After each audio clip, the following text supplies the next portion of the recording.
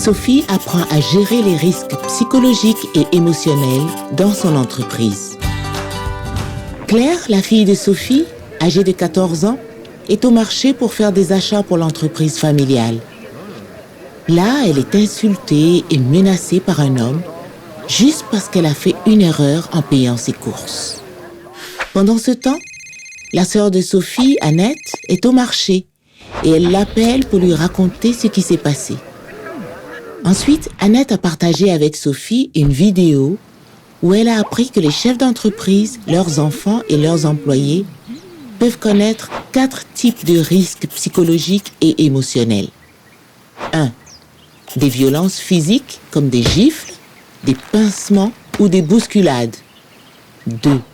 Des violences psychologiques telles que des insultes, des humiliations ou des menaces. 3. Des violences sexuelles telles que les avances sexuelles, les attouchements ou le viol. 4. Une surcharge de travail, par exemple en travaillant de longues heures ou en effectuant des activités qui exigent un niveau d'effort élevé. Ces risques engendrent du stress qui nuit gravement à la santé et génère de la colère, de l'angoisse ou de la dépression.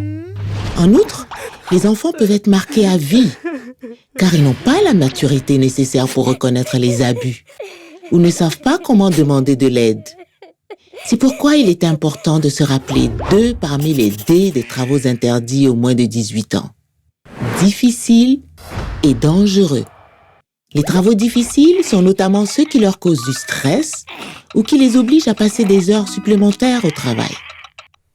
Les travaux dangereux sont notamment ceux qui les obligent à s'occuper seuls des clients et des inconnus ou à être responsables de la gestion de l'argent de l'entreprise. Sophie a appris 2 mesures qu'elle peut prendre. 1. Identifier les risques en répondant aux questions suivantes. Quels sont les risques psychologiques et émotionnels auxquels ceux qui travaillent dans l'entreprise sont confrontés chaque jour? Quels sont les risques spécifiques auxquels sont confrontés les enfants qui nous aident ou qui sont à proximité? 2. Gérer les risques. Après avoir identifié les risques pour chaque personne, il est important de répondre à la question suivante. Comment puis-je éliminer ce risque? Voici quelques moyens d'éliminer les risques psychologiques et émotionnels. Il faut parler des violences physiques, psychologiques et sexuelles aux enfants, afin qu'ils sachent comment les identifier et puissent demander de l'aide. Il ne faut pas permettre aux enfants d'échanger avec des clients et des inconnus sans surveillance. Il faut éviter de travailler la nuit ou dans des zones dangereuses.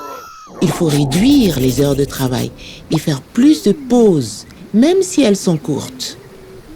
Il faut gérer votre niveau de stress en prenant de grandes respirations, en faisant de l'exercice ou en demandant de l'aide.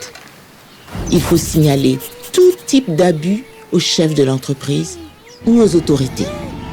Sophie a décidé que dorénavant, Claire irait au marché avec un adulte pour éviter tout risque psychologique et émotionnel.